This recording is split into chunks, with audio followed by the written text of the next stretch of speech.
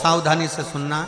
एक प्रश्न हमारे भीतर खड़ा होता है, जब हम सूर्य नारायण भगवान को अर्घ देते हैं, जल चढ़ाते हैं, तो वो जल पृथ्वी पर जब गिरता है तो उसके छींटे हमारे शरीर पर लगते हैं। क्या वो ठीक है?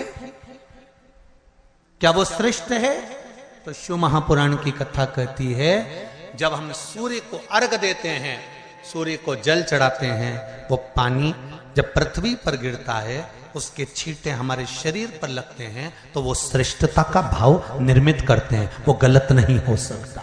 कारण अब वो भी समझ लीजिए।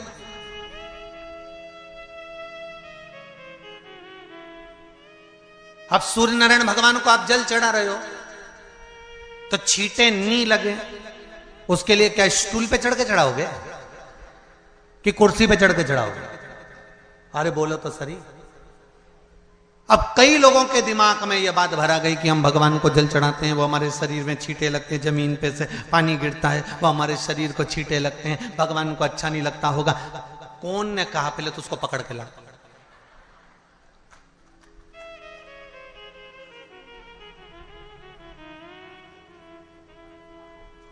क्योंकि मेरे राम जी महाराज, मेरे भगवान कृष्ण, बड़े बड़े संत, साधु, सन्यासी, तपस्वी, साधक, उपासक जितने भी हुए, जिन्होंने सूर्य की आराधना करी, इन्होंने टेबल पे चढ़कर या कुर्सी पे चढ़कर जल नहीं चढ़ाया। इन्होंने पृथ्वी पर खड़े होकर ही, क्योंकि पृथ्वी तत्व के देव हैं शिव।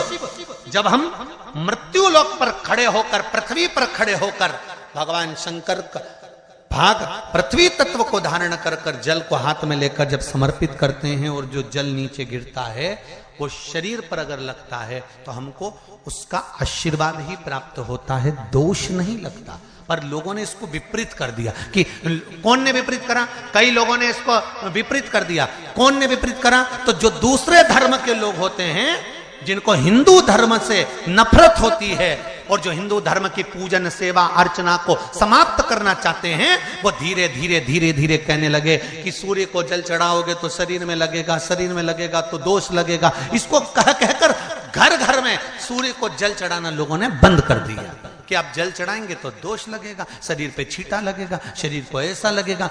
ये दोष नहीं है। कितनी सुंदर बात है महाराज। सूर्य नारायण भगवान को जब जल चढ़ाया जाता है, हाथ सिर से 8 इंच की दूरी पर होना चाहिए।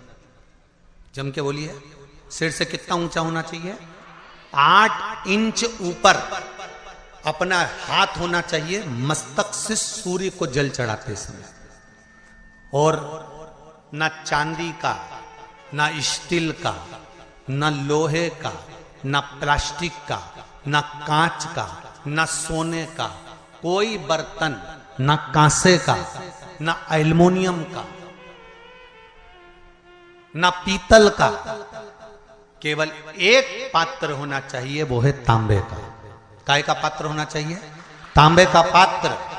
और सूर्य नारायण भगवान को जब 8 इंच ऊपर तुम्हारा हस्त है, और जब हम सूर्य को जल चढ़ा रहे हैं, कैसे जल चढ़ाना है वो भी समझ लीजिए।